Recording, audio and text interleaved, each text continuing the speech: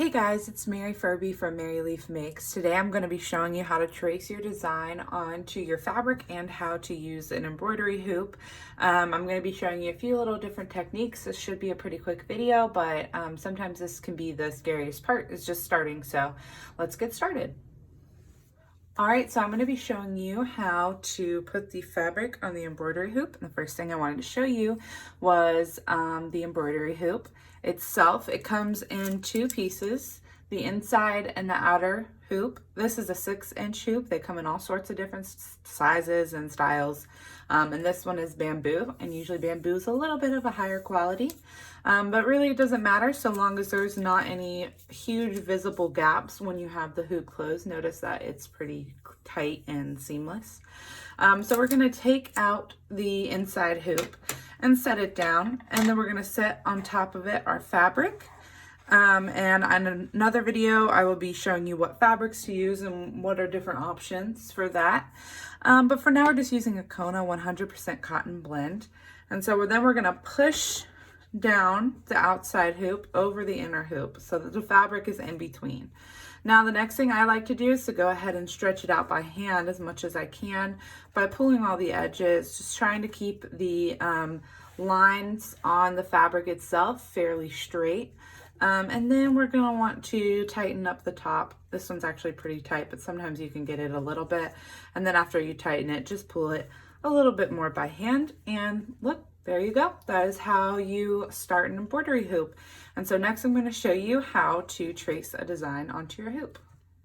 Okay guys, now that we have the fabric on the hoop, I'm going to show you a few methods that I use to trace the design onto the hoop itself.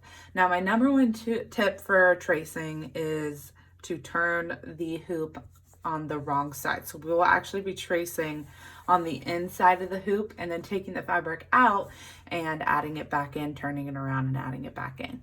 So the first thing that I like to do personally for tracing, the thing that I find the easiest is if you have an iPad, to go ahead and just use the iPad for your tracing. Some people don't like the idea of that. Some people don't have access to an iPad, so I'll show you another way to trace. But for the first part, I just use my iPad. This is just a picture of a pattern, and I just go ahead and size it to the size that I need for this size hoop, which is why the iPad is helpful, because you can make it smaller or bigger pretty easily. And then I just line it up pretty good with the pattern. And now I use my heat erasable pen, which I will talk about more in a later video. And all I do is go ahead and go to town on tracing it. Now I won't videotape myself tracing the whole thing, but as you can see the pattern pretty good through the fabric. And this is because of, you know, the light from the iPad. I've seen people do this with their computers too. Just be careful not to hurt your screen or press too hardly. You really don't need to press too hard, and you can damage your screen that way if you do. So this is just one way to trace a pattern, and it really is, to me, the easiest, and it's the way that I do it, and I've never had any problems with it. But let me show you the option of using a paper pattern if you do not have access to a screen or don't feel comfortable using your screen in this way. All right, so now I'm going to show you how to use a paper pattern to trace on your fabric. And here you can see where we started the pattern on the iPad, and it is just written directly onto the fabric, and it turns out beautifully, and it makes it so easy to see the design. And then, as I said, I will talk about this pen later in a different video, but when you're done with your pattern, if there's any showing lines, you just heat it up with a hairdryer and it disappears, which is really awesome, especially if you're like me and you tend to make mistakes or like things looking different and change your mind later on.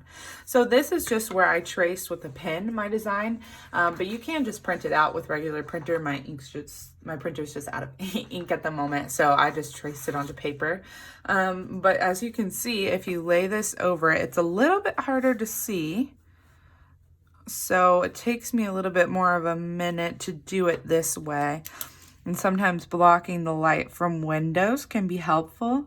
But in the same way that the iPad did, it is just going to town and tracing the designs. So you don't have to use an electronic device to do it.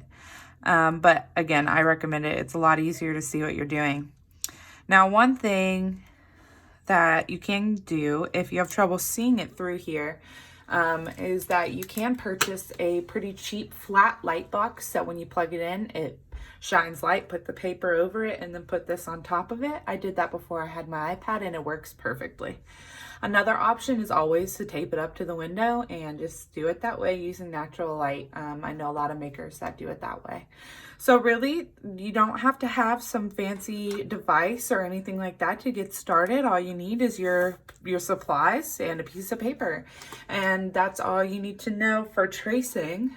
Okay, and so now I want to show you, obviously I didn't trace out the whole design, that would take too long to show you right now.